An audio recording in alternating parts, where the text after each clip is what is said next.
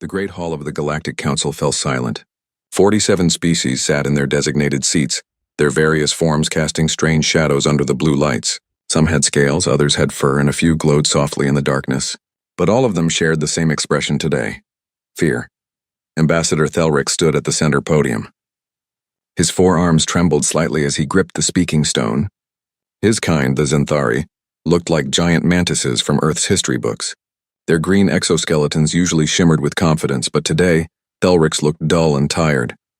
"We are losing," he said simply. His translator made the words sound flat and emotionless, but everyone could hear the desperation behind them.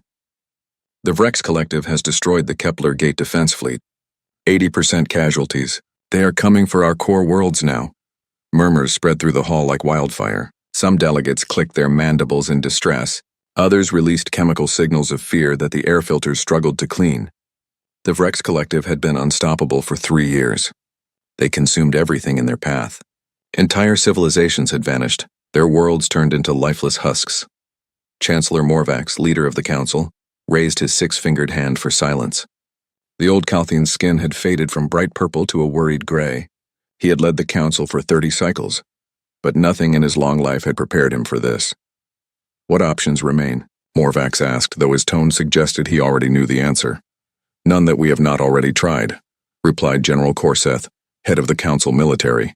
The reptilian commander's scales were scarred from 100 battles. "We have thrown everything at them. Our best weapons barely scratch their shields. Our fastest ships cannot match their speed. Every battle is a massacre." Thelric straightened his posture. He knew what he had to say next would cause an uproar. He had debated this moment for weeks, losing sleep cycles over it, but time had run out. "There is one option we have not tried," Thelric said carefully. "One species we have not asked for help." The hall erupted. Delegates shouted over each other. Some banged their appendages on their desks. Chancellor Morvax had to call for order 3 times before the noise settled.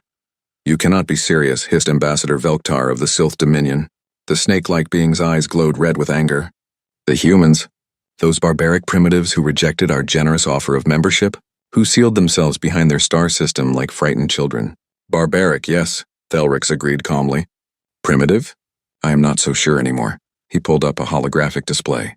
Images appeared in the center of the hall, showing Earth's solar system. The Sol system, as humans called it. It had been quarantined for 200 years, ever since first contact had gone terribly wrong. 2 centuries ago we met humanity, Thelric continued. They were violent, unpredictable. They fought wars among themselves even as we spoke of peace. When pirates attacked their colony ship, the human response was so brutal that 3 species filed formal complaints. We labeled them as dangerous and suggested isolation. They agreed and sealed their borders. "Exactly my point," Velktar interrupted. "They are savages. What help could they possibly offer?" Thelric manipulated the display, zooming in on the outer edges of the Sol system. Strange structures appeared. Massive stations, weapons platforms, ships in configurations no one recognized. "Our long-range scouts have detected unusual activity," Thelric explained.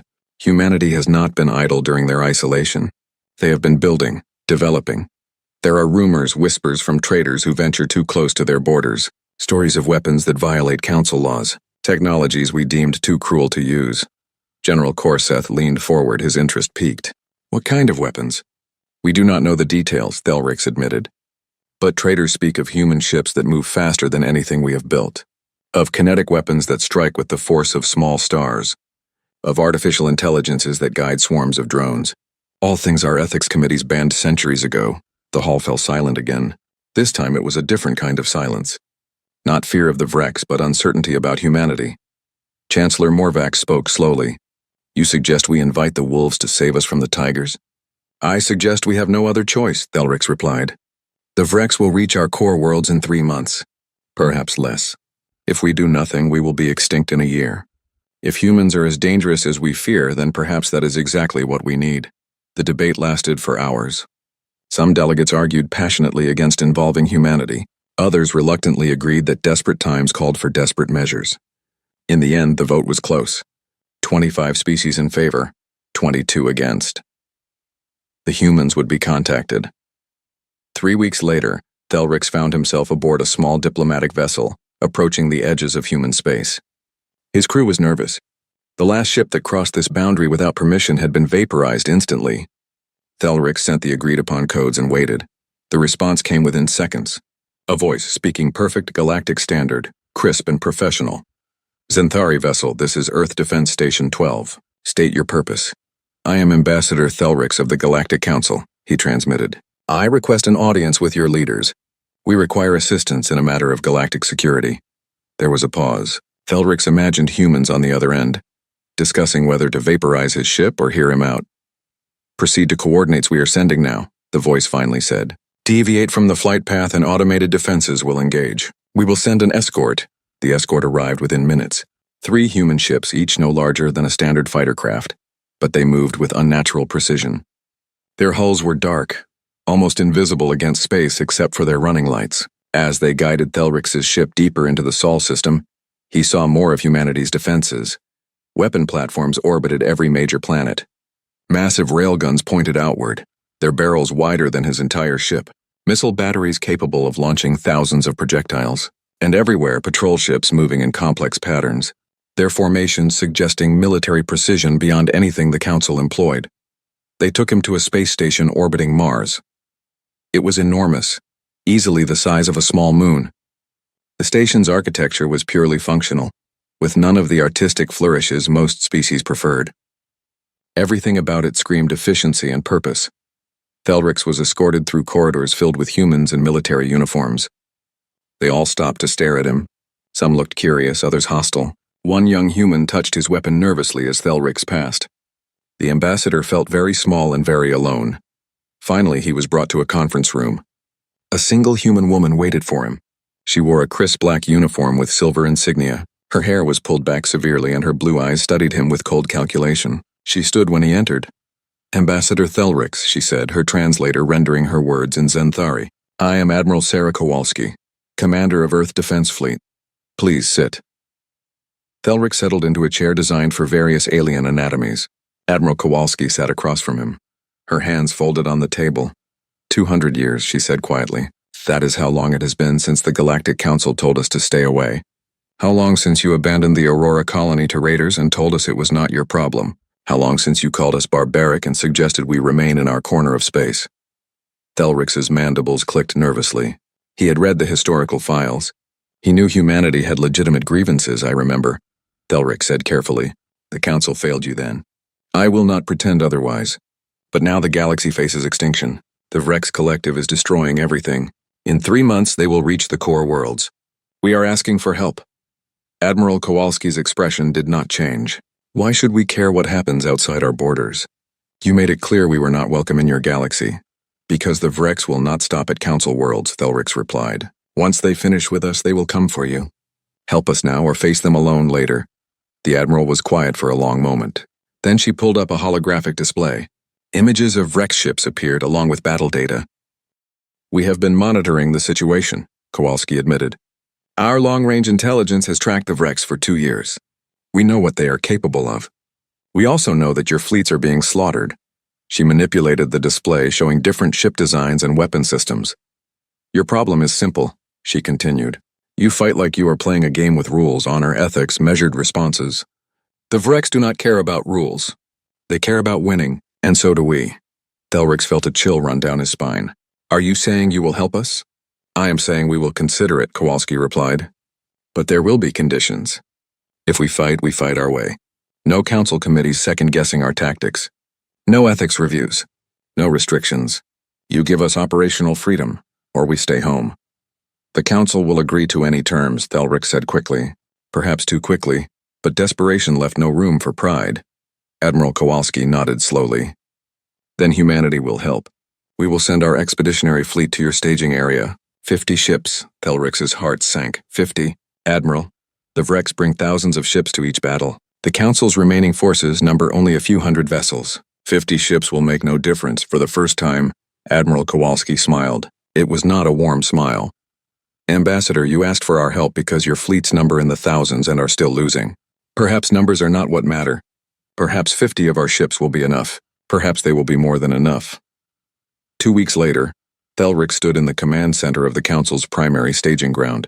Around him, Officers from dozens of species monitored displays and coordinated what remained of their military forces. Everyone was waiting for the human fleet to arrive. When the jump signatures appeared, the room fell silent. 50 ships dropped out of faster-than-light travel in perfect formation, but they were like nothing Thelrix had ever seen. Council ships were elegant with smooth curves and artistic designs. Human ships were brutal. Angular hulls covered in armor plating, massive weapon mounts bristling with railguns and missile pods. No decorations, no wasted space, pure function. General Corseth approached Thelrix, staring at the display. The old general's scales had gone pale. "Those are warships," Corseth whispered. "True warships. Not exploration vessels with weapons added. Not diplomatic cruisers modified for combat. Ships built from the hull up to kill." Admiral Kowalski's face appeared on the main view screen. Behind her, Thelrix could see a command bridge filled with human officers working at their stations with focused intensity. "This is Admiral Kowalski of the Earth Defense Fleet," she announced. "We are ready to receive mission briefing and tactical data." Chancellor Morvax himself appeared on another screen. The old Calthene looked even more tired than before. "Admiral Kowalski, on behalf of the Galactic Council, we thank you for coming. We hope your 50 ships will make a difference." Kowalski's expression remained neutral. "Chancellor, these are not all of our ships. These are merely what we felt comfortable sending away from home defense. We have 500 more ships in Sol system. This is just our expeditionary force." The command center erupted in shocked murmurs. 500 ships in reserve. Humanity had built a fleet larger than most council members combined, and no one had known. Thelrix looked at the human warships on his display, at their brutal efficiency and obvious purpose. For the first time since the war began, he felt something other than despair.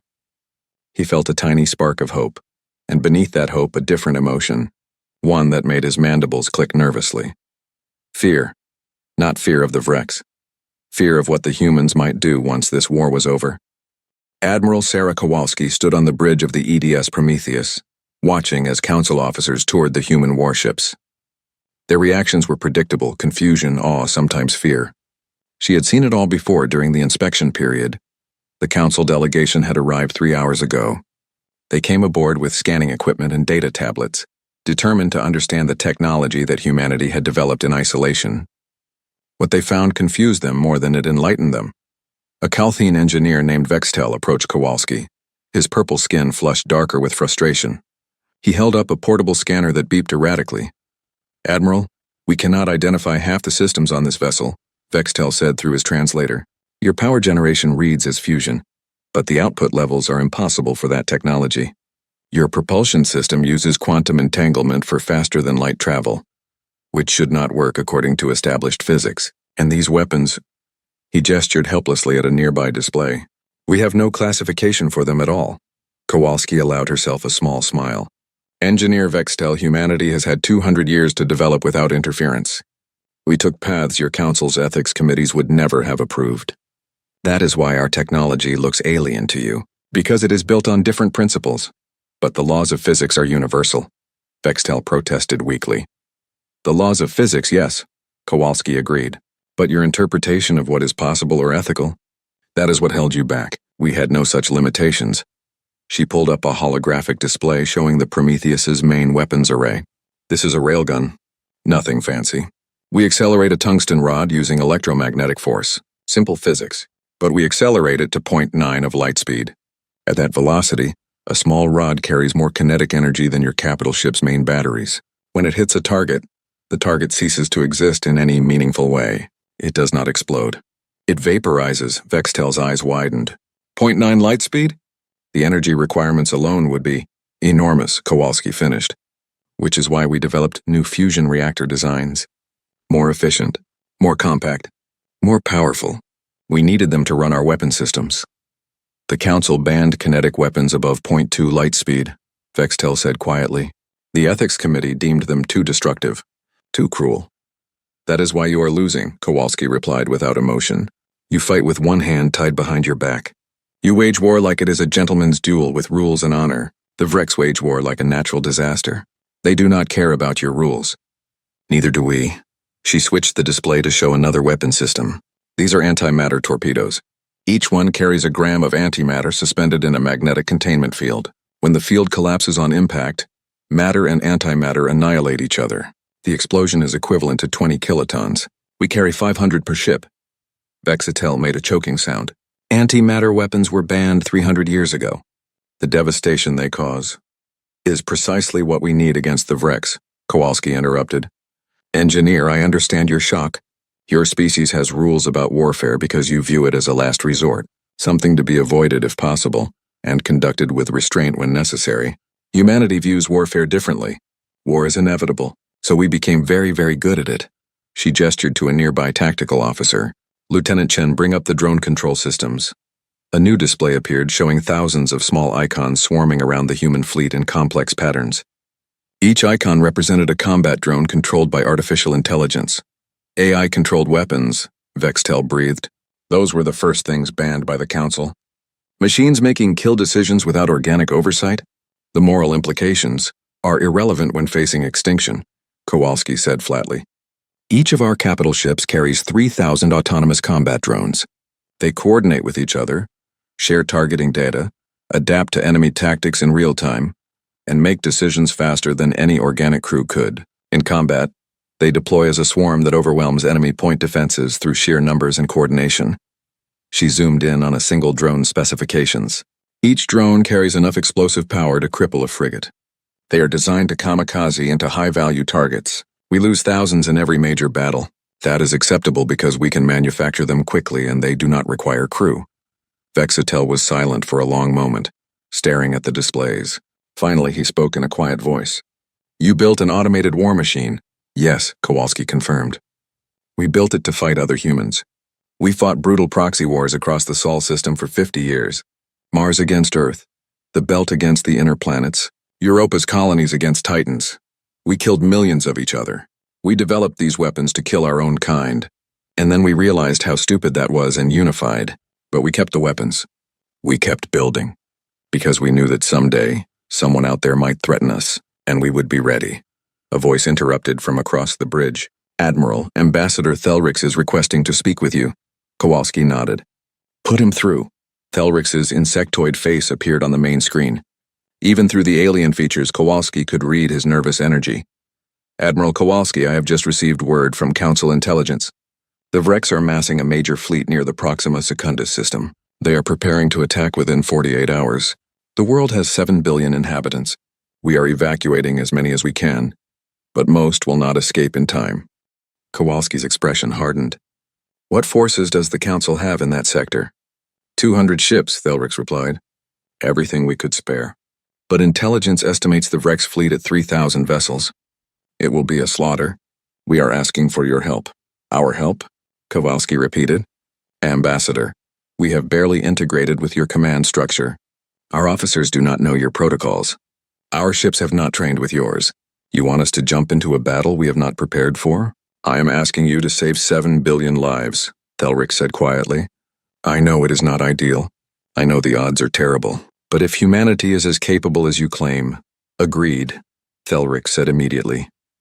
Kowalski was silent for exactly 3 seconds. Then she turned to her communications officer. Lieutenant, signal all human vessels. Full battle alert. We jump to Proxima Secundus in 30 minutes. Tell them to prepare for hostile engagement. She looked back at Thelrix. Ambassador, we will be there. But understand this. We fight our way. No council oversight. No questions about our tactics. No after-action ethics reviews. We go in, we destroy the Vrex fleet, we leave. Agreed? Agreed, Thelrix said immediately. Thank you, Admiral. The people of Proxima Secundus, thank you. The screen went dark. Kowalski turned to her crew.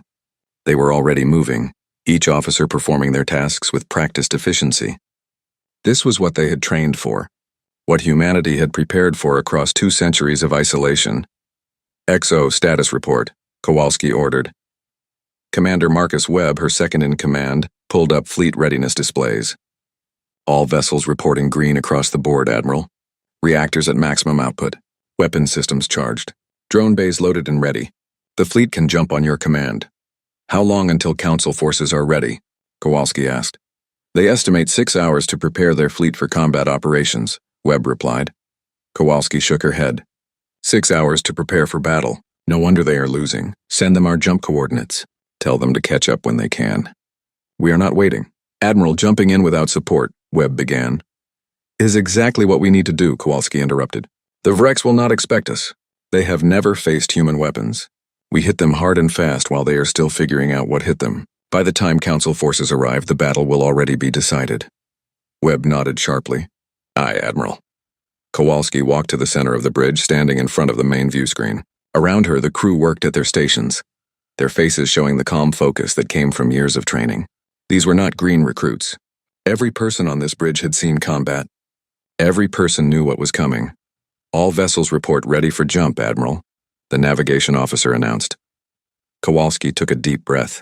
This was it, the moment humanity revealed itself to the galaxy, not as the barbaric isolationists the Council remembered, but as something far more dangerous, a species that had turned warfare into an art form.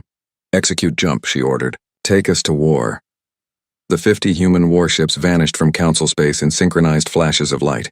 Behind them, panicked Council officers scrambled to prepare their own forces. They had no idea what they were about to witness. None of them understood that the human fleet was not rushing to join a desperate defense. They were rushing to demonstrate exactly why humanity should never have been isolated, why keeping them locked away from the galaxy had been a mercy, not for humanity, for everyone else. 30 minutes later, 50 human warships emerged from faster-than-light travel at the edge of the Proxima Secundus system. Alarms immediately sounded across every bridge. Sensors confirmed Vrex fleet presence, Lieutenant Chen reported, counting 2,943 vessels. They are in attack formation around the planet, reading multiple weapon signatures consistent with planetary bombardment preparations. Kowalski studied the tactical display. The Vrex fleet was enormous, a dark swarm surrounding the blue-green world below. Already the first bombardment strikes were falling on the planet's surface. Mushroom clouds bloomed across cities. Millions were dying every second. Distance to enemy fleet? Kowalski asked calmly. 7 million kilometers and closing. We are on intercept course at 0.3 light speed. Status of Council forces? 200 Council ships detected. They are engaging the Vrex but taking heavy casualties. Down to 180 ships and falling fast. Kowalski nodded slowly. As expected, the Council forces were brave but outmatched. They would all be dead within an hour. Do the Vrex know we are here? She asked. Their long-range sensors should have detected us, but they have not altered formation or diverted forces. They appear to be ignoring us, Commander Webb grunted. 50 ships against 3,000. They probably think we are reinforcements for the Council. Not worth their attention. They are about to learn differently, Kowalski said quietly. Weapons, charge all railguns to maximum yield. Antimatter torpedoes, load full complement. Drone bays, prepare for mass deployment. Defensive systems to full power. All systems charging, Admiral, the weapons officer reported. We will be in effective range in 2 minutes. Communications fleet-wide channel. Channel open, Admiral. Kowalski's voice went out to every human ship in the fleet. 50 captains and thousands of crew members heard her words. This is Admiral Kowalski to all vessels. We are about to engage an enemy fleet that outnumbers us 60 to 1. They have never faced human weapons. They do not know what we are capable of. They think we are just another group of Council ships rushing to die bravely. We are going to teach them the error of that assumption. She paused, letting her words sink in. 200 years ago, the galaxy told us we were too violent, too dangerous, too barbaric. They feared what we might do if we were unleashed. Today, they invited us back. They asked for our help. So let us show them exactly what they were afraid of. Let us show the Vrex why humanity is something to fear. Another pause. Execute protocol hammer. All vessels, weapons free. Fire at will. The human fleet accelerated directly toward the Vrex armada. They did not slow down. They did not deploy in defensive formations. They charged like ancient cavalry, engines burning at maximum thrust, closing the distance at 0.3 light speed. The Vrex finally noticed them. Alerts spread through the enemy fleet as sensors picked up unusual energy signatures. The human ships were not like Council vessels. Their power outputs were wrong. Their weapons configurations were unrecognizable. Their approach was suicidal. Fleet Commander Vormak of the Vrex Collective watched the human ships approach on his tactical display. His species had evolved from pack hunters on a harsh world. They understood violence in a primal way. They had conquered 67 civilizations through sheer brutality and overwhelming force. Nothing frightened them, until today. Something about these new ships made Vormak's combat instincts scream warnings. They moved wrong, accelerated wrong. Their formations suggested purpose and calculation that felt familiar in a disturbing way. Like looking into a mirror and seeing something predatory staring back. Destroy them, Vormak ordered. All forward batteries target those ships. I want them eliminated before they reach effective weapons range. 300 Vrex warships opened fire simultaneously. Energy beams and plasma torpedoes streaked across space toward the human fleet. It was enough firepower to vaporize a planet's surface. It should have annihilated the 50 human ships instantly. The weapons struck the human shields, and nothing happened. Kowalski watched as the Vrex barrage hit her fleet. The shields flickered, turning white-hot for a moment, then returned to normal. The quantum-hardened ablative shields distributed the energy across multiple dimensions, shunting most of it away harmlessly. Shield status, she said calmly. Shields holding at 97%, Admiral. Enemy weapons are ineffective. Range to targets? Entering effective range in 5 seconds. Kowalski's hands gripped the arms of her command chair. Fire. 50 human warships unleashed hell. The railguns fired first. Tungsten rods, each weighing 50 kilograms, accelerated to 0.9 light speed. They crossed the remaining distance in fractions of a second. When they hit Vrex ships, physics took over. The kinetic energy converted instantly to heat and light. Vrex warships did not explode. They did not break apart. They simply ceased to exist, vaporized in microseconds by the relativistic impacts. 200 Vrex vessels vanished in the first salvo. Before the Vrex fleet could even process what happened, the second wave hit. Antimatter torpedoes streaked through space, their magnetic containment fields barely containing the deadly cargo. They detonated in the densest parts of the Vrex formation. Each explosion created a miniature sun, the matter-antimatter reactions releasing more energy than Vrex shields could possibly absorb. Ships within 500 kilometers of each detonation were instantly destroyed. Ships within 1,000 kilometers were crippled by radiation and electromagnetic pulses. 800 more Vrex ships died in nuclear fire. Then came the drones. 50,000 autonomous combat units poured from the human fleet, like angry insects from a disturbed hive. They moved in perfect coordination, their AI minds communicating at the speed of light, sharing targeting data, identifying priorities, adapting to Vrex defensive patterns in real time. The Vrex point defense systems opened fire desperately. They destroyed hundreds of drones, then thousands. But for every drone destroyed, 10 more slipped through. The drones were small, fast, and smart. They jinked and weaved, used destroyed ships as cover, coordinated their approaches to overwhelm individual targets.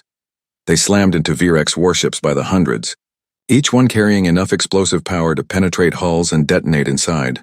Capital ships shuddered as dozens of drones impacted simultaneously, explosions tearing through their interiors, secondary detonations following as reactors and ammunition stores cooked off. Vormak watched in horror as his fleet disintegrated around him. They had engaged 50 enemy ships. 5 minutes ago, his fleet had numbered nearly 3,000 vessels. Now his tactical display showed fewer than 2,000, and the rate of losses was accelerating. All ships fall back, he ordered desperately. Get us out of here. But the human fleet was not done. They had closed to point-blank range now, moving through the Vrex formation like sharks through a school of fish. More railgun shots, more torpedoes, more drones. The slaughter continued without pause. Council forces, watching from the edges of the battle, sat in stunned silence.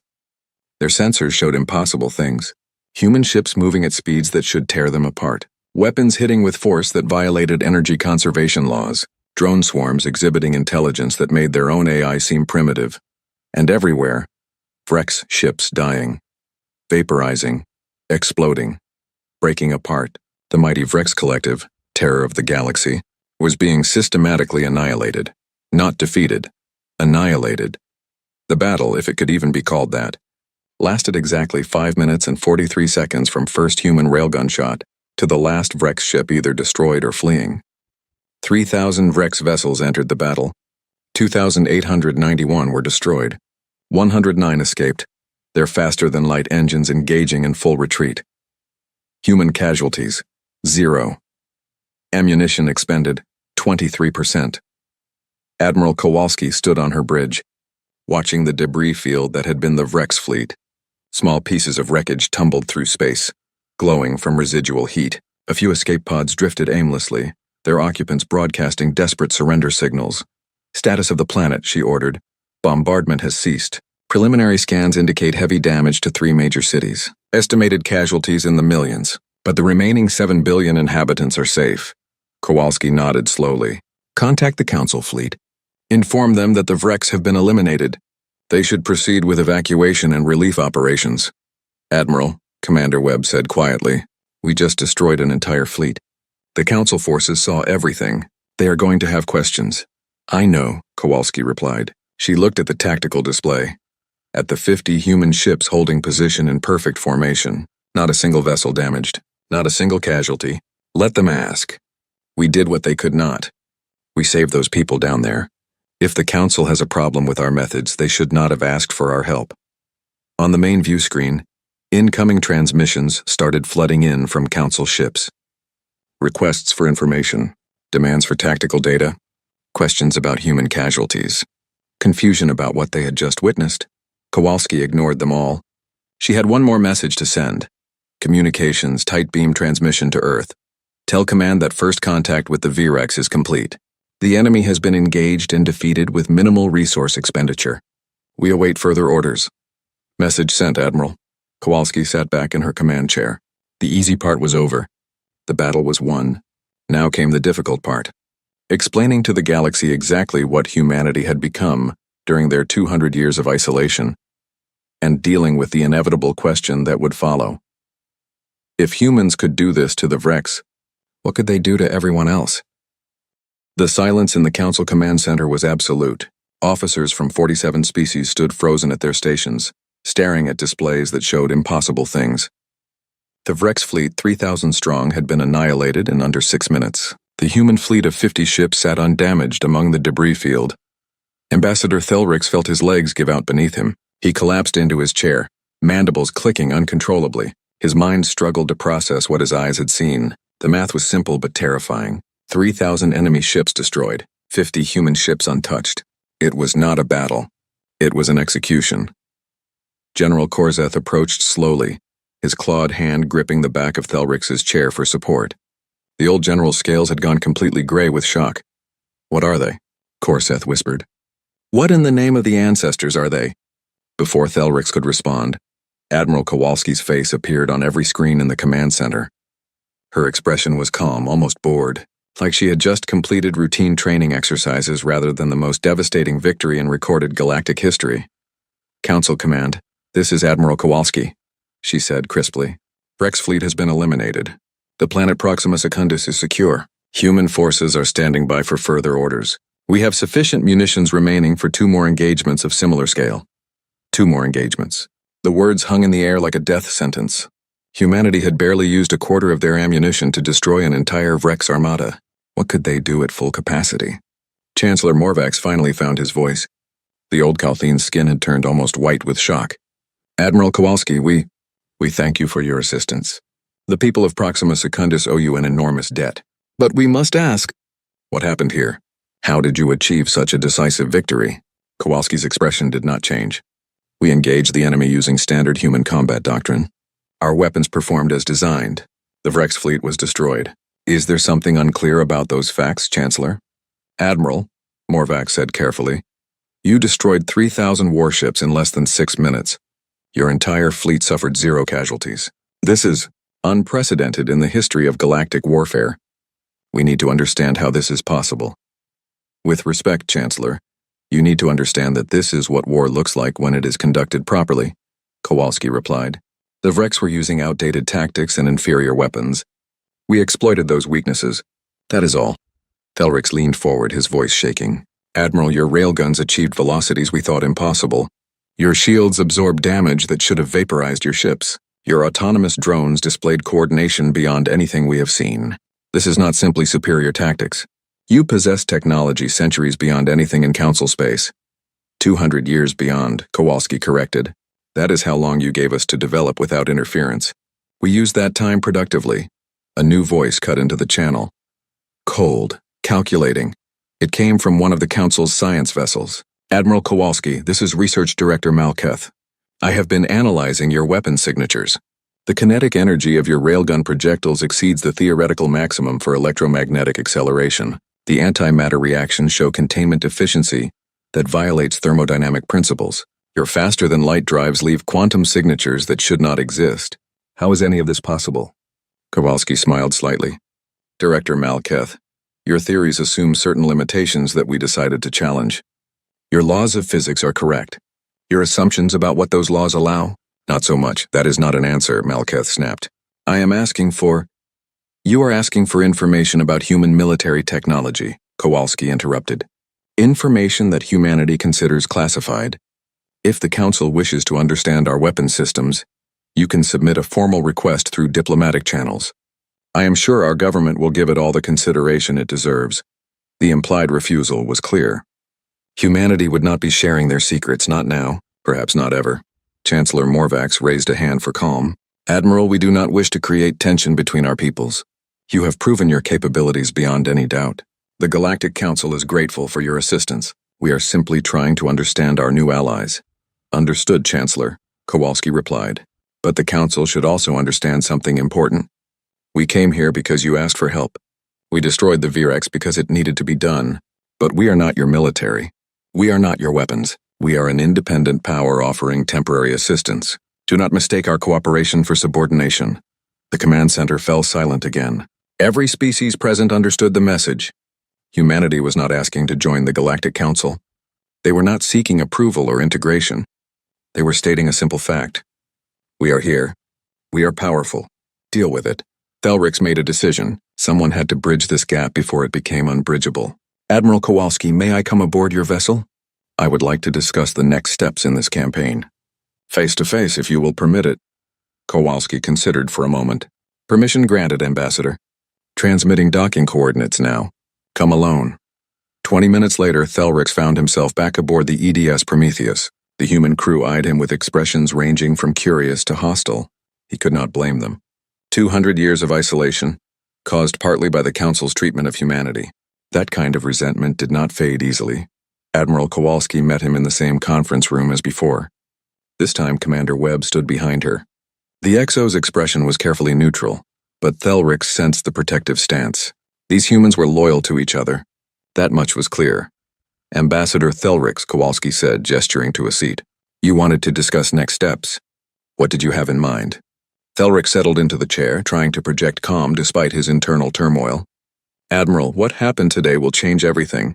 The entire galaxy just watched humanity destroy the most feared military force in known space. Within hours, every major power will be analyzing that battle. Within days, they will be asking questions. Within weeks, they will be making decisions about how to respond to humanity's existence. Let them, Kowalski replied. Humanity is not seeking their approval. I understand that, Thelrix said carefully. But you must understand the position this puts the Council in. For 3 years, we have been losing a war of extinction. We begged humanity for help because we were desperate, and now in a single battle, you have proven that you could have ended this war at any time.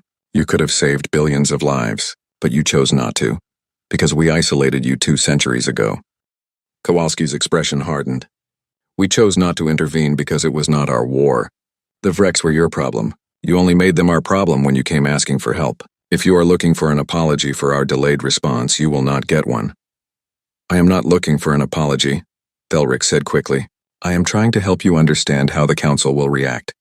There are species on the Council who will see today as proof that humanity should never have been isolated, that we made a terrible mistake 200 years ago. But there are others who will see today as proof that humanity is too dangerous to exist, that you are a threat that must be contained before you turn on us. Commander Webb leaned forward, his voice hard. Is that a threat, Ambassador? No, Thelrix said firmly. It is a warning. I am trying to help you navigate the politics that are about to explode across Council space. Because like it or not, Admiral, humanity is now part of galactic affairs. You cannot destroy 3,000 warships in front of witnesses and expect to return to isolation afterward. Kowalski was quiet for a long moment. Then she sighed. You are right, of course. We knew this was inevitable. Earth Command hoped we could finish this war quickly and quietly, but that ship has sailed. So tell me, Ambassador, what do you suggest? Transparency, Thelrix replied immediately. Not about your technology. I understand that must remain classified. But about your intentions. The galaxy needs to understand that humanity is not seeking conquest, that you came to help, not to conquer. We did come to help, Kowalski said, but the Council should also understand that we are not the gentle, peaceful species they might hope for. We are warriors, Ambassador. We spent 200 years fighting each other, perfecting the art of war. We unified because we realized the real threats were external, not internal. But we did not lose our edge. We sharpened it. Then help me understand that edge, Thelric said, because I am trying to advocate for humanity among my people. I am trying to convince them that you are potential allies, not future enemies. But I need to understand what drives you, what humanity wants from this galaxy. Kowalski stood and walked to the viewport. Outside, human warships hung in perfect formation against the stars. Beyond them, the blue-green curve of Proxima Secundus was visible, scarred but surviving. What does humanity want? She repeated quietly. 200 years ago, we wanted acceptance. We wanted to explore the stars, make friends, share knowledge. The galaxy told us no, told us we were too violent, too primitive, too dangerous. So we went home. We built our own civilization. We thrived without the Council's help. She turned to face Thelrix directly. Now, we want to be left alone. We want our independence respected. We want the galaxy to acknowledge that we exist on our own terms, not theirs. And we want to ensure that no one ever threatens Earth or her colonies. That is all. We are not seeking to conquer anyone. We are not interested in building an empire. We just want our corner of space and the strength to keep it safe. Then why help us? Thelrix asked. If all you want is isolation, why risk your ships and your people for a council that rejected you? Because the Virex would not have stopped with you, Kowalski replied. Eventually, they would have come for us. Better to stop them now while we have allies, even reluctant ones, than face them alone later. Strategic pragmatism, Ambassador. Nothing more. Thelrix nodded slowly. He believed her. Perhaps that was naive, but something in her tone rang true. Humanity was not seeking conquest. They were seeking security. The problem was their definition of security involved weapons capable of destroying fleets in minutes. I will carry your message to the Council, Thelrix said. I will advocate for peaceful coexistence and mutual respect. But Admiral, you must give me something to work with. Some gesture that proves humanity's good intentions. Kowalski thought for a moment. Very well. We will share limited tactical information about the Virex. Ship capabilities, weapons loadouts, standard tactical formations. Nothing about human technology, but enough to help Council forces defend themselves better. Will that suffice? It is a start, Thelrix replied. Thank you, Admiral. Do not thank me yet, Kowalski said grimly. This war is not over. Today was one battle. The Vrex Collective is vast. They have lost a fleet, but they have hundreds more scattered across their territory. They will retaliate. And when they do, they will be ready for us. The next battle will not be so easy. Will you stay? Thelrix asked. Will humanity continue to fight alongside us? For now, Kowalski confirmed. But understand that our commitment is conditional. If the Council tries to dictate our tactics or question our methods, we leave. If Council politics interfere with military operations, we leave. We are here to win this war, not play games. Are we clear? Crystal clear, Admiral, Thelrix replied. As Thelrix's shuttle departed the Prometheus, he looked back at the human fleet. 50 ships. Just 50, and they had changed the course of galactic history in 6 minutes. What would happen when Earth sent the rest of their fleet? What would happen when humanity revealed the full extent of their military power? He hoped the galaxy was ready for the answer. Because ready or not, humanity had arrived, and the universe would never be the same. Across the galaxy, in the heart of Rex territory, Fleet Commander Vormak knelt before the Supreme Collective. His flagship had barely escaped the battle at Proxima Secundus. Of the 3,000 ships under his command, only 109 survived. It was the worst defeat in Vrex history. You failed, the Supreme Collective said. Its voice echoed through the chamber, cold and emotionless. The Supreme Collective was not an individual, but a Gestalt consciousness, the merged minds of the Vrex ruling caste. It spoke with absolute authority. I encountered an unknown enemy, Vormak replied, keeping his voice steady despite his fear. A species not in our databases. Their technology exceeded anything we have encountered. Their weapons. Your excuses are irrelevant, the Collective interrupted. You lost 3,000 warships to 50 enemy vessels. This is unacceptable. It cannot be tolerated. It will not be repeated. With respect, Supreme Collective, this enemy is unlike anything we have faced before. Vormak insisted. They employ weapons we have never seen. Tactics we have never encountered. They fight without honor, without restraint, without mercy. They fight like us, the Collective finished. You are describing an enemy that fights like the Vrex. This intrigues us. Who are these warriors? They call themselves humans, Vormak replied. From a species the Council isolated 200 years ago. Apparently the Council made a grave error in judgment. The Supreme Collective was silent for a long moment. When it spoke again, its tone had changed. Less angry, more curious. Show us the battle data. Everything. We wish to understand this enemy. Vormak transmitted the recorded sensor logs from his surviving ships. The collective analyzed them in seconds, its merged consciousness processing information faster than any individual mind could. Fascinating, the collective said. Kinetic weapons at near-light speed. Antimatter warheads, autonomous combat drones, defensive shields of unknown design, and all of this deployed with tactical precision that suggests extensive combat experience. These humans are worthy adversaries. What are your orders, Supreme Collective? Vormak asked. We will suspend offensive operations against Council worlds, the collective announced. All available forces will be redirected to studying this human threat. We will capture their ships, analyze their technology, learn their weaknesses, and when we are ready, we will return to Council space with overwhelming force. We will destroy the humans first, then we will finish consuming the Council. How many ships should I requisition? Vormak asked. All of them, the collective replied. Every warship in Vrex space. We will not underestimate these humans again. If 50 of their ships can destroy 3,000 of ours, we will bring 30,000 to their next battle. We will crush them through sheer weight of numbers. No mercy, no restraint. Total annihilation. Vormak felt a chill run through his body.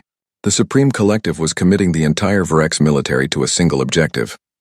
This was unprecedented, but as he remembered the human weapons tearing through his fleet, he understood. Humanity was not just another enemy. They were an existential threat.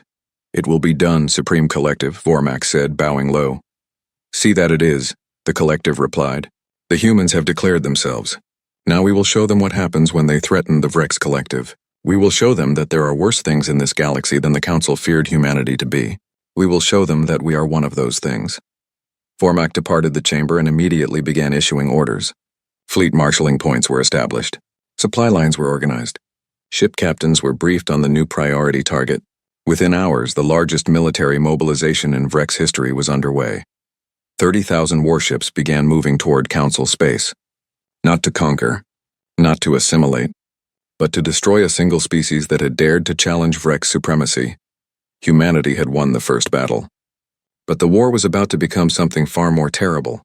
Something that would test whether human weapons and human tactics were enough to stand against an enemy that could match their ruthlessness and far exceed their numbers. The galaxy held its breath, waiting to see what would happen when an unstoppable force met an immovable object. When the Vrex war machine collided with human military doctrine, when two species that lived for war finally found worthy opponents in each other, the answer would be written in fire and blood across a dozen star systems. And when it was over, the survivors would remember this moment. The moment everything changed. The moment humanity revealed themselves not as saviors or conquerors, but as something the galaxy had never seen before. Warriors. True warriors. The kind that emerged from a species that nearly destroyed itself learning how to kill, then unified just in time to turn those skills outward. The Vrex were about to learn what the Council had suspected 2 centuries ago, that humanity was dangerous. Not despite their capacity for violence, but because of it. Because they had refined violence into an art form. Because they understood war in a way that most species, even warrior species like the Vrex, could never match. They understood that war was not about honor or glory or conquest. War was about winning, at any cost, by any means, with absolute commitment and zero hesitation. And humanity was very, very good at winning. News of the Battle of Proxima Secundus spread across the galaxy at the speed of light. Within hours, every major civilization had received the transmission. Within days, the entire galactic community was watching the battle footage on endless repeat. 3,000 Vrex warships destroyed in less than 6 minutes. 50 human vessels untouched. The numbers were clear. The implications were terrifying. The Galactic Council convened an emergency session. Every species sent their highest-ranking officials. The Grand Chamber, usually filled with diplomatic pleasantries and careful negotiations, buzzed with heated arguments and fearful whispers. Humanity had changed everything, and no one knew how to respond. Chancellor Morvax called the session to order, his skin still pale from shock. Honored delegates, we face an unprecedented situation. The human species has demonstrated military capabilities far beyond anything in Council records. We must decide how to proceed. Ambassador Velktar of the Sylth Dominion rose first, his serpentine form coiling with agitation. What is there to decide, Chancellor? We invited monsters to save us from predators. Now we must deal with the consequences. The humans are too dangerous to exist freely. They must be controlled or eliminated before they turn on us. The chamber erupted in shouts. Some delegates agreed. Others protested. The noise reached deafening levels before Morvax restored order. Ambassador Velktar, humanity just saved 7 billion lives on Proxima Secundus, countered Representative Daxtal of the Hanari Collective. The bird-like delegates' feathers ruffled with indignation. They came when we asked. They fought when we needed them. They asked for nothing in return. How does this make them monsters? They destroyed 3,000 ships without breaking a sweat, Velktar hissed. They possess weapons we cannot comprehend. They follow no laws we recognize. Today they fight the Vrex. Tomorrow, what prevents them from turning those weapons on us? Common sense, said a new voice. Ambassador Thelrix stepped forward, his mandibles clicking nervously but his posture determined. I have spoken with Admiral Kowalski. I have toured their ships. I have seen their capabilities firsthand, and I can tell you that humanity is not interested in conquest. They want security, nothing more. You trust their words? Velktar scoffed. Ambassador Thelrix, you have been compromised by your interactions with them. You see them as saviors because they arrived when you were desperate. But I see them for what they are, a threat to everything the Council stands for. The Council stands for unity and mutual protection, Thelrix replied calmly. How is accepting humanity's help against that? Because they did not help us, Velktar snapped. They demonstrated their superiority. They showed us that everything we built, every ship we designed, every tactic we developed, is worthless against their technology. They humiliated us while pretending to help us. Chancellor Morvax raised his hand for silence. This debate is not productive. We need information, not speculation. I have invited human representation to this session. They will address our concerns directly. The main doors opened. Admiral Sarah Kowalski entered the chamber, flanked by 2 human officers. She wore her dress uniform, black with silver insignia, and walked with military precision. Every eye in the chamber followed her as she approached the central podium. Admiral Kowalski, Morvax said formally, thank you for accepting our invitation. The Council has questions about the recent battle and humanity's role in this conflict. I am here to answer them, Chancellor, Kowalski replied. Her voice was steady, professional, showing none of the tension that filled the room. Velktar did not wait for formal protocols. Admiral, explain to this Council how humanity developed weapons that violate every technological limitation we have established. Explain how 50 ships destroyed 3,000. Explain how you possess capabilities that should not exist. Kowalski turned to face the Serpentine ambassador directly. Ambassador Velktar, humanity developed our technology through 2 centuries of research and development. We had no council oversight limiting our innovations, no ethics committees declaring certain avenues of research off limits. We pursued every possible advantage because we knew the universe was dangerous. The Battle of Proxima Secundus proved we were correct. You pursued forbidden technologies, Velktar accused. Antimatter weapons, artificial intelligence warfare, near-light kinetic bombardment. These were all banned by council law for good reason. Banned by laws we never agreed to, Kowalski pointed out. Ambassador, humanity is not a council member. We are not bound by your regulations. You invited us to help with the Vrex, we helped. If you have complaints about our methods, perhaps you should have been more specific in your request. Representative Daxtal spoke up. Admiral, I believe Ambassador Velktar is expressing a concern shared by many. Not that you broke our laws, but that your capabilities far exceed anything we can match. This creates an imbalance of power that makes some species uncomfortable. I understand the concern, Kowalski acknowledged. But uncomfortable or not, the facts remain. Humanity possesses advanced military technology. We use that technology to defeat the Vrex. If the Council wishes to develop similar capabilities, that is your choice. But we will not handicap ourselves to make others feel better. What are your intentions? Asked Council Military Commander Korseth. The old general had been silent until now, observing carefully. Admiral, you have proven your strength. What do you want? Territory? Resources? Political power within the Council? We want none of those things, Kowalski replied. As I told Ambassador Thelrix, humanity's goal is simple. We want our independence respected. We want our territory left alone. We want to ensure that no external threat can harm Earth or her colonies. That is all. Then why fight for us? Korseth pressed. If you only care about your own security, why risk your people to save ours? Strategic pragmatism, Kowalski said.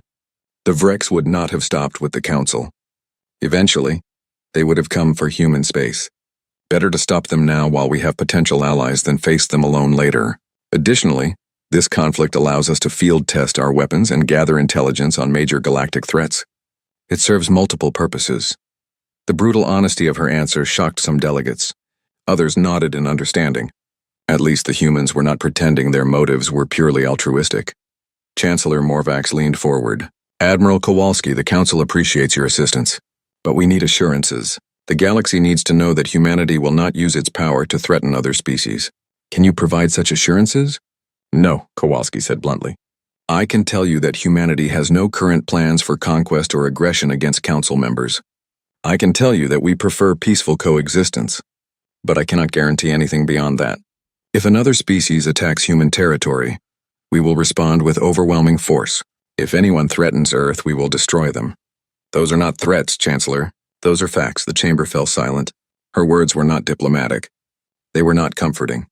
But they had the ring of absolute truth. Then what prevents the next war? Velktar demanded. What stops humanity from deciding that Council space would make nice colonies? What stops you from deciding that other species are threats that need eliminating? The same thing that stops any war, Kowalski replied. Mutual deterrence, cost-benefit analysis, common sense. Ambassador, we could conquer Council space if we wanted to. Our military superiority makes that clear. But why would we? We have everything we need in Sol system. We have no interest in governing alien populations or managing interstellar empires. War is expensive. Peace is profitable. We choose peace until someone forces us to choose war. Pretty words, Velktar muttered. But words are cheap. Then let me offer something more concrete, Kowalski said. Humanity is willing to enter into a mutual defense pact with the Galactic Council. We will commit to defending Council space from external threats. In return, the Council recognizes human sovereignty over Sol system and our colony worlds. We establish formal diplomatic relations. We share limited technological information that helps the Council defend itself without giving away classified military secrets. This creates a framework for peaceful coexistence based on mutual benefit. Thelrix's mandibles clicked excitedly. This was more than he had hoped for. A formal alliance between humanity and the Council would stabilize the entire region and give both sides reason to maintain peace. But Velktar was not convinced. And if the Council refuses this offer? What then? Kowalski's expression hardened. Then humanity finishes helping you defeat the Vrex, returns to Sol system and seals our borders. You will never see us again unless you come looking for trouble. We are offering partnership. If you refuse, we offer isolation. Those are the only two options. Chancellor Morvax stood, his aged body moving with surprising energy. The Council will need time to debate this proposal. But personally, Admiral, I support the idea of formal alliance. We have fought the Vrex for 3 years. We have lost millions. Humanity ended a major engagement in 6 minutes. That is the kind of ally we need. There is one more thing the Council should know, Kowalski said quietly. Our intelligence indicates that the Vrex are marshalling their entire military for a massive counterattack. They are not giving up. They are preparing to come at us with everything they have. Tens of thousands of ships. Perhaps more. They will not make the mistake of underestimating us again. The chamber erupted in panic. Delegates shouted questions. Some called for immediate evacuation of core worlds. Others demanded military mobilization. The fear that had been briefly pushed aside by the victory at Proxima Secundus came flooding back. How long do we have? Korseth demanded. Unknown, Kowalski replied. Weeks at minimum. Months at maximum. The Vrex are mobilizing forces from across their territory. When they come, it will be with overwhelming numbers. This will be the decisive battle of the war. Can you win? Morvax asked simply. All the politics, all the debates, all the fears came down to that single question. Admiral Kowalski, when the Vrex come with their full might, can humanity stand against them? Kowalski met his gaze steadily. I do not know, Chancellor. At Proxima Secundus we had technological superiority and the element of surprise. In the next battle, the Vrex will be prepared. They will bring numbers that even our weapons cannot easily overcome. We will fight. We will make them pay for every meter of space, but I cannot guarantee victory. Her honesty was refreshing even as it was terrifying. She was not boasting about human invincibility. She was stating military reality. They were good, perhaps the best, but they were not gods. Then we fight together, Korseth said firmly. The old general rose to his feet, his scarred scales gleaming. If the Vrex are coming with everything, then the Council commits everything as well. Every ship, every weapon, every warrior. We combine our forces with humanity's. We make our stand together or fall together. Murmurs of agreement spread through the chamber. Whatever fears the delegates had about humanity, they feared the Vrex more. And if there was a chance that combining forces could win, they would take it. Chancellor Morvax looked around the chamber, gauging the mood. Is there a second to General Corseth's proposal? I second, Thelric said immediately. All in favor of full military alliance with humanity for the duration of the Vrex conflict? Hands, claws, tentacles, and various other appendages rose throughout the chamber. The vote was nearly unanimous. Only Velktar and a handful of others abstained. Then it is decided, Morvax announced. The Galactic Council formally allies with humanity. Admiral Kowalski, you will have full access to Council military resources and intelligence. In return, we ask for your continued support against the Vrex threat. Agreed, Kowalski said. I will coordinate with General Corseth to integrate our forces. We have a lot of work to do and not much time to do it. As the session ended and delegates filed out, Thelrix approached Kowalski. You were honest with them. You did not promise easy victory or minimize the danger. I appreciate that. Lying would not help anyone, Kowalski replied. The Vrex are coming. The next battle will be hell. But at least now we face it together. Admiral, may I ask you something personal? Thelrix said. Go ahead. You spoke about humanity's wars. About fighting each other for 50 years. About millions dying. Does that haunt you? The cost of becoming so good at war? Kowalski was quiet for a moment. Every day, Ambassador. Every day I remember the battles of the Belt Wars, the Mars Rebellion, the Europa Incident. I remember friends who died fighting other humans over resources and ideology and stupid pride. Yes, it haunts me. But it also taught us something important. That war between civilized species is the worst kind of waste. That we need to direct our capacity for violence outward, against real threats, not inward against each other. That lesson cost millions of lives. I will not let those deaths be meaningless. You carry a heavy burden, Thelrix observed. So do you, Kowalski replied. You convinced your people to trust humans, to ally with monsters, as Velktar called us. That took courage. I convinced them because I believe you meant what you said, that humanity wants peace. We do, Kowalski confirmed. But Ambassador, understand something. We want peace because we know the cost of war, not because we fear it. There is a difference. And in the coming battle, the Vrex will learn that difference the hard way. Across the galaxy, in Vrex territory, Fleet Commander Vormak stood aboard his new flagship, watching as thousands of warships gathered. This was just one of 30 assembly points. At each one, 1,000 ships prepared for war. The largest military force the Vrex had ever assembled. All for one purpose, destroying humanity. The Supreme Collective's voice echoed through his mind. Status report. Assembly is proceeding as planned, Supreme Collective, Vormak reported. 28,000 warships have reached their marshalling points. Another 5,000 are en route. We will be ready to launch the offensive within 3 weeks. The humans will not expect such numbers, the collective said with satisfaction. They defeated 3,000 ships through technological surprise. But technology means nothing when buried under sufficient mass. We will overwhelm them. 30,000 ships against their 50. Even their weapons cannot kill fast enough. What of the Council forces? Vormak asked.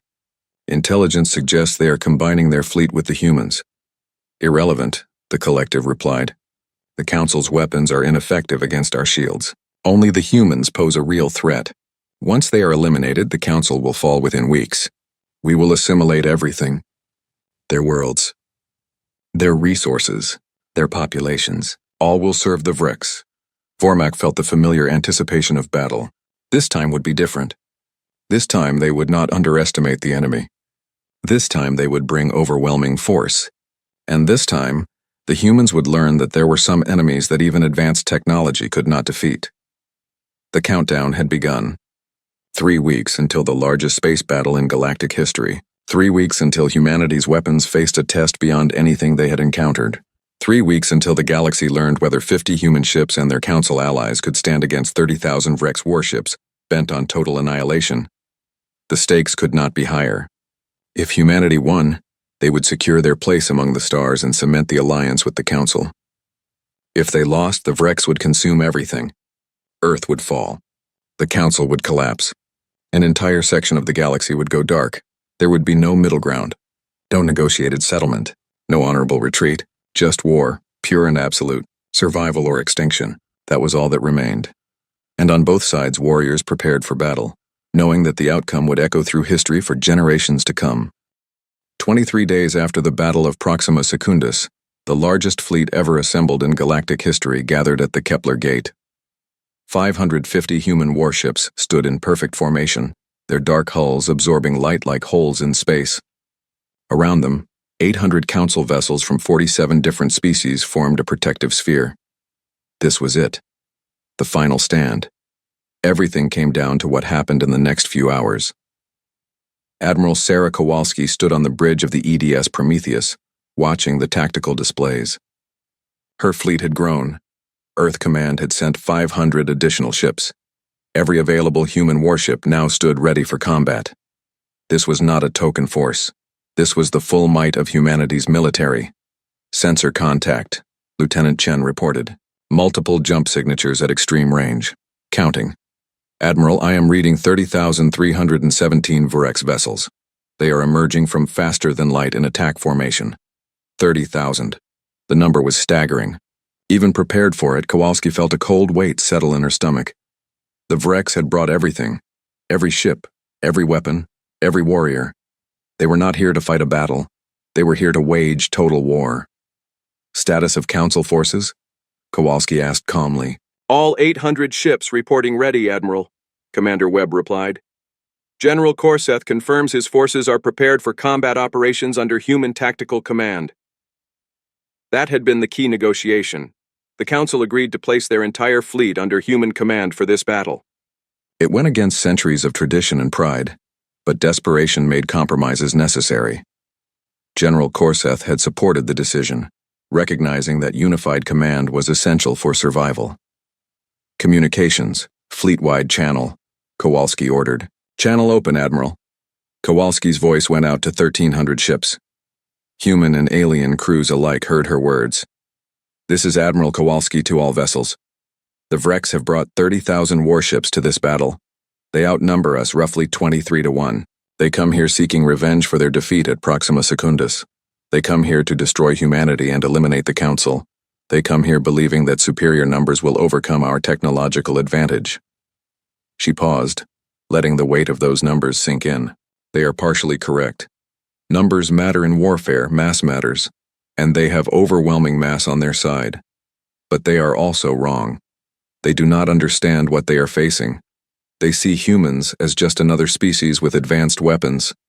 They see the Council as the same defeated force they have been crushing for years. They do not understand that we are different now, that we fight together, that we have adapted and learned and prepared for exactly this moment. Another pause. 200 years ago, humanity was told we were too dangerous for civilized space. Today, we prove that assessment was correct. We are dangerous, not to our allies, but to our enemies. We are the most dangerous thing in this galaxy. Today, we show the Vurex what it means to face humanity and her allies. Today, we show them that some species should never be provoked. Today, we write a message in fire and blood that will echo across the stars for 1,000 years. You do not threaten Earth. You do not threaten the Council. You do not threaten any of our worlds.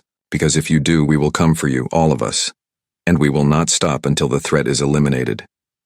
Final pause. All ships, weapons free. Execute Battle Plan Omega. For Earth, for the Council, for survival. The combined fleet surged forward. Unlike at Proxima Secundus, they did not charge recklessly. They moved in careful formation, human ships in the vanguard, Council vessels providing support and coverage. They had planned this battle for 3 weeks. Every ship knew its role. Every captain understood the strategy. This was not improvisation. This was calculated warfare conducted by experienced commanders against a desperate enemy. The Vurex fleet advanced to meet them. 30,000 warships moving as one, their formation, designed to maximize overlapping fields of fire and prevent the concentrated attacks that had devastated them before. They had learned from Proxima Secundus. They would not cluster. They would not present easy targets. They would use their numbers to surround and overwhelm. Enemy fleet splitting into 3 prongs, Chen reported. They are attempting to envelop us from multiple vectors. Anticipated, Kowalski replied. Execute counter-move Alpha. Human Squadrons 1 through 10 engage the central prong. Squadrons 11 through 30 hold position and prepare to intercept flanking forces. Council Fleet, focus on defensive screening and anti-missile operations. Orders flashed across 1,300 ships. The fleet shifted formation smoothly, adapting to Vrex movements with practiced precision. 3 weeks of integrated training showed in the coordination. Human and Council forces moved as a single organism, responding to threats before they fully materialized. The Vrex opened fire at maximum range. 30,000 ships unleashing plasma torpedoes and energy beams in a wave that lit up space like a second sun. The combined firepower was beyond calculation. Enough to vaporize planets, enough to boil oceans, enough to kill gods. The human shields held, but barely. The quantum-hardened ablative shielding that had shrugged off Vrex weapons at Proxima Secundus now flickered and strained under the massed barrage. Warning alerts sounded across multiple bridges. Shield generators overheated, power conduits strained. The sheer mass of incoming fire was too much for even human technology to completely dismiss. Shields down to 60%, Admiral, Webb reported. We cannot sustain this level of bombardment for long. We do not need to, Kowalski replied. Range to targets? Entering effective weapons range in 30 seconds. All human vessels, charge weapons to maximum. Prepare to fire on my mark. The 30 seconds felt like hours. Vrex fire continued to hammer the human fleet. 2 Council ships exploded as plasma torpedoes overwhelmed their inferior shields. 5 more sustained critical damage, but the humans held formation, absorbing punishment, waiting for their moment. Range achieved, Admiral. Fire. 550 human warships unleashed hell simultaneously. Railguns firing in synchronized salvos. Antimatter torpedoes launched in carefully calculated spreads. Drone swarms deploying by the 100,000. The amount of destructive energy released in that single moment exceeded the total output of many stars. The Vrex central prong simply ceased to exist. 8,000 warships caught in the cone of fire vaporized, crippled, or went spinning out of control with catastrophic damage. The humans had concentrated their fire rather than spreading it. They chose to annihilate one section of the Vrex fleet completely, rather than damage all of it partially. Central prong eliminated, Chen reported with barely concealed awe. Enemy forces on flanks are adjusting formation. They are pulling back to regroup. Do not let them, Kowalski ordered. All squadrons pursue and engage. Keep them off balance. Do not give them time to coordinate a response. The human fleet split into multiple task forces, each one moving independently but in coordination with the others. This was the advantage of extensive training and AI-assisted tactical coordination. They could maintain unified strategy while allowing individual commanders tactical flexibility. Fleet Commander Vormak watched his tactical display with growing horror. 8,000 ships gone just like that. The humans had done it again. Their weapons were simply too powerful. His numbers advantage was meaningless if they could kill thousands of his ships in seconds.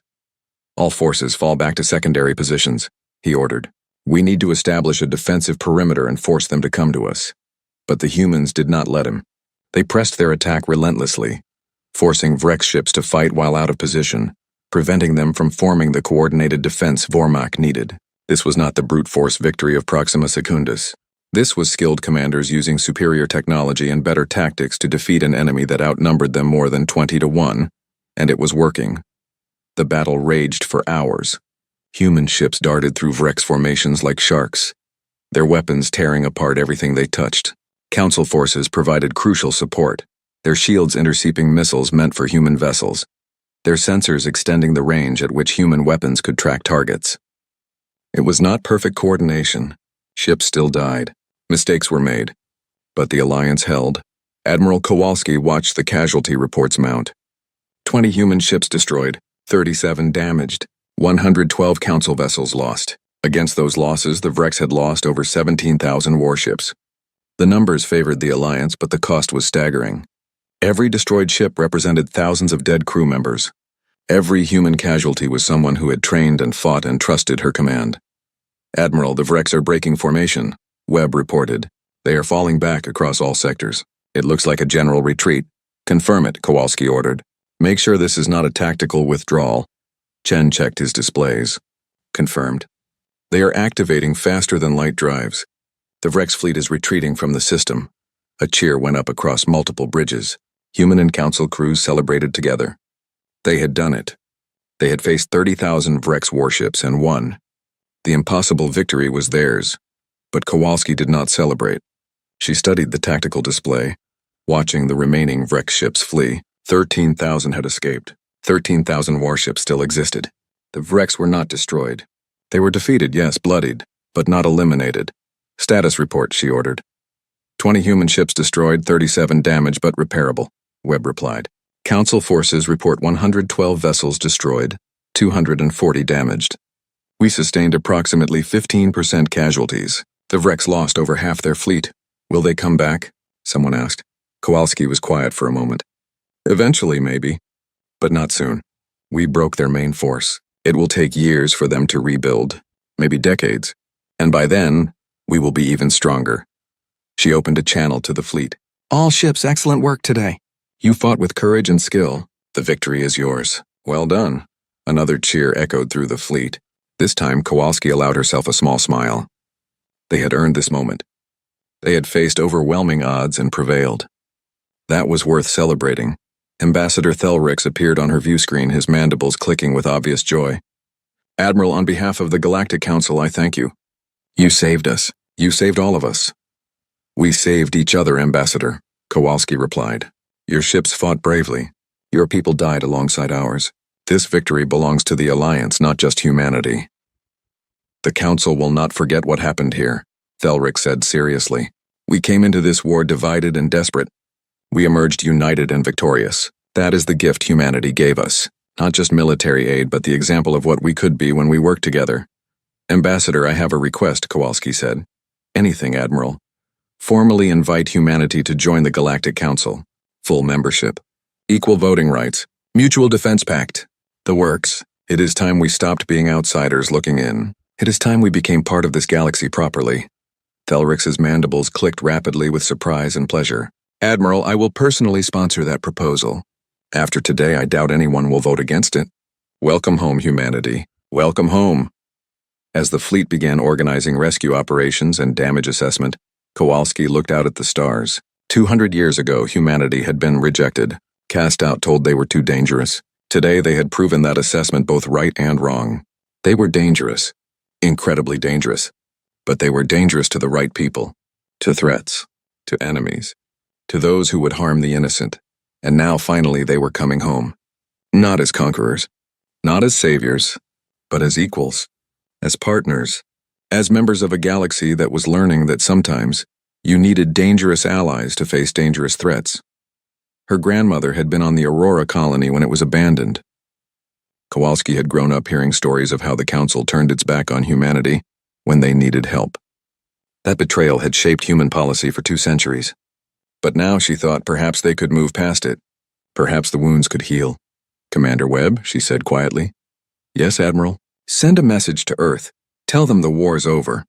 Tell them we won. Tell them we are coming home. And tell them we are not alone anymore. Webb smiled. Aye, Admiral. It will be my pleasure. Across the galaxy, news of the battle spread even faster than before. 30,000 Vrex warships defeated. The Alliance victorious. Humanity proven. The Council saved. Within days, the entire galactic community knew what had happened.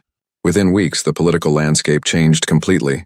Species that had been neutral suddenly wanted human technology. Civilizations that had been skeptical now sought alliances. The Vrex, humbled and defeated, retreated to their core worlds and went silent. For the first time in living memory, the galaxy was at peace. The Galactic Council formally invited humanity to join as full members. The vote was unanimous. Even Ambassador Velktar voted in favor, recognizing that opposing humanity now would be both pointless and dangerous. Earth accepted the invitation, and for the first time in 200 years, humans walked the halls of the Council as equals rather than petitioners. Admiral Kowalski was offered multiple promotions and honors. She declined most of them.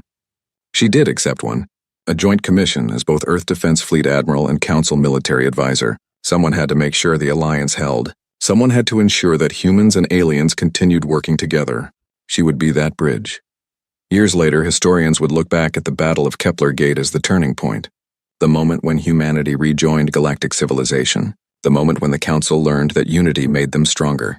The moment when the Vrex learned that there were species they could not defeat.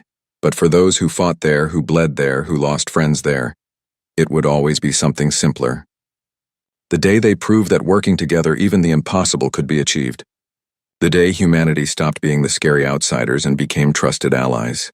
The day the galaxy learned that sometimes the most dangerous species can also be the most valuable friends. Admiral Sarah Kowalski stood in her quarters aboard the Prometheus, looking at a photo of her grandmother. The woman who had survived the Aurora colony abandonment. The woman who had instilled in young Sarah a healthy distrust of aliens and a burning determination to ensure Earth would never be vulnerable again. "We did it, Babcia," Kowalski whispered in Polish. "We made them respect us. We made them see us as equals, and we did it without becoming the monsters they feared. I hope that makes you proud." Outside her window, human and alien ships worked side by side, repairing damage, tending wounded, sharing supplies. The barriers were not gone. Trust was still fragile, but it was a start. A real start. And sometimes, Kowalski thought, that is all you can ask for. A chance to prove yourself. A chance to build something better. A chance to turn former enemies into future friends. Humanity had been given that chance. And they had seized it with both hands. The war was over. But the real work, the work of building lasting peace, was just beginning. It would take years, decades, generations maybe, but for the first time in 200 years, humanity and the galaxy were working toward that goal together. And that was worth everything they had sacrificed to achieve it.